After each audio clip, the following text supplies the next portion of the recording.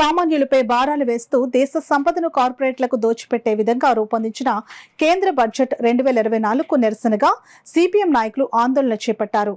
కాకినాడలోని మహాత్మా జ్యోతిరావు పులే విగ్రహం వద్ద మంగళవారం సిపిఎం నగర కమిటీ ఆధ్వర్యంలో జరిగిన నిరసన కార్యక్రమంలో ఆ పార్టీ జిల్లా నాయకులు పాల్గొని కేంద్ర ప్రభుత్వ తీరుపై ధ్వజమెత్తారు. సామాన్యులపై భారాలు వేస్తూ దేశ సంపదను కార్పొరేటర్లకు దోచిపెట్టే విధంగా రూపొందించిన కేంద్ర బడ్జెట్ 2024కు నిరసనగా సిపిఎం నాయకులు ఆందోళన చేపట్టారు. కాకినాడలోని మహాత్మా జ్యోతిరావు పులే విగ్రహం వద్ద మంగళవారం సిపిఎం నగర కమిటీ ఆధ్వర్యంలో జరిగిన నిరసన కార్యక్రమంలో ఆ పార్టీ జిల్లా నాయకులు పాల్గొని కేంద్ర ప్రభుత్వ తీరుపై ధ్వజమెత్తారు. ఈ సందర్భంగా సిపిఎం జిల్లా కన్వీనర్ ఎం రాజశేఖర్, జిల్లా నాయకులు దువ్వా శేషబాబ్జీ, జి బేబీరాణి, నగర సీనియర్ నాయకులు కె సత్యరాజు, ట్రేడ్ యూనియన్ నేత సిహెచ్ రాజ్కుమార్ తదితరులు మాట్లాడుతూ కేంద్ర ప్రభుత్వ బడ్జెట్ కాకులను కొట్టి గద్దలకు వేసే చందంగా ఉందని విమర్శించారు. అదేవిధంగా ఒక ప్రక్క ఆంధ్రప్రదేశ్ ఎంపీల సహాయంతో కేంద్ర ప్రభుత్వం ఏర్పాటు చేసినప్పటికీ కనీసం విభజన చట్టం హామీలు అమలుకు గాని, పోలవరం ప్రాజెక్టు నిర్మాణానికి గాని నిధులు కేటాయింపు గురించి స్పష్టత లేదని అన్నారు. రాజధాని నిర్మాణానికి గ్రాంట్ రూపంలో కాకుండా అప్పు రూపంలో 15,000 కోట్ల రూపాయలు ఏర్పాటు చేస్తామని ప్రకటించడం ద్వారా బీజేపీ మరోసారి మన రాష్ట్రానికి అన్యాయం చేసిందని అన్నారు. ప్రజలంతా కేంద్ర బడ్జెట్ను వ్యతిరేకించాలని అన్నారు. టీడీపీ, జనసేన ఎంపీలు పార్లమెంటులో రాష్ట్ర ప్రజల వాణి వినిపించి ప్రత్యేక హోదా సాధించడానికి చిత్తశుద్ధిగా కృషి చేయాలని అన్నారు. వ్యవసాయం, చిన్న మధ్య తరహా పరిశ్రమలను ఆదుకోవాలని కోరుతున్నామని అన్నారు. ఈ కార్యక్రమంలో సిపిఎం నగర కన్వీనర్ పల్లెవెల వీరబాబు, నగర కమిటీ సభ్యులు మలకా వెంకటరమణ, దుంపల ప్రసాద్, కె సత్యబాబు, సూరిబాబులతో పాటు Chandramalla Padma, Narla Eswari, D Kranthikumar, R Eswararao, Medisetti Venkataramana, Anaparthi Edukondalu, M Ravi, Talupulamma, Rani, Vasu, SK Padma, N Suryanarayana, Sanjay తదితరులు పాల్గొన్నారు. కోట్ల అధిపతులు ఉన్నటువంటి పారిశ్రామిక అధిపతులకి ఉపయోగం, రైతాంగానికి, దేశ ప్రజానికానికి నష్టం. అందుకని పైగా ఈరోజు ఈ రాష్ట్ర ప్రభుత్వం ఏం చెప్తుందంటే, మంత్రి గారు చెప్తున్నారు ఏమనంటే 80,000 కోట్ల రూపాయలు కేంద్ర బడ్జెట్లో రాష్ట్రానికి వచ్చిందని.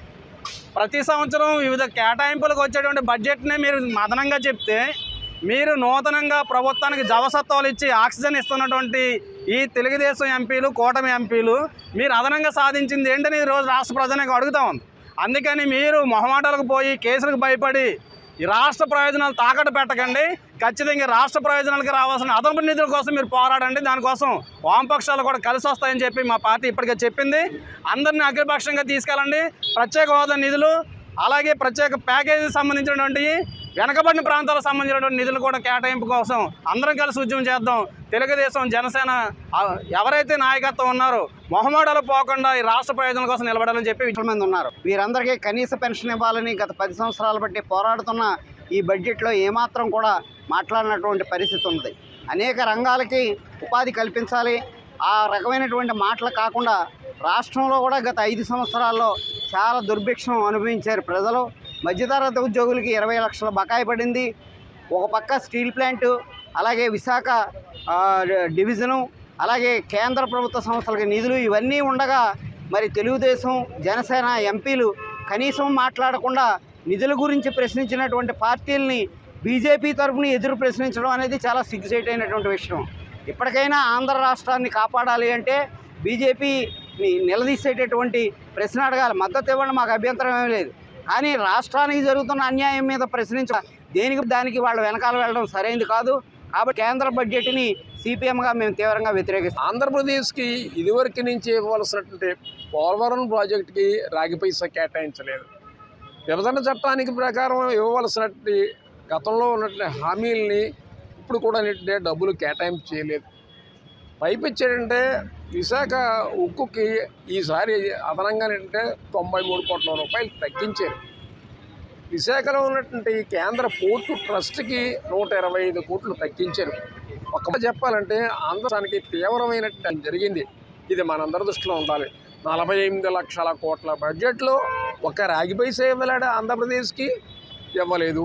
ఇవ్వకపోతే దాని మీద కనీసం తెలుగుదేశం, జనసేన గళం విప్పగా ఇద్దరు కూడా బాజా చేస్తున్నారు. ఈ బడ్జెట్ అహో ఓహో అని చెప్పి భజంత్రిలాగా వ్యవహరిస్తూ ఉన్నారు. ఆంధ్ర రాష్ట్రం కోసం ఫైట్ చేయాలి. తెలుగుదేశం, జనసేన ఈ ఫైట్లో కలిసి రావాలని కోరుతున్నాం. నిరసన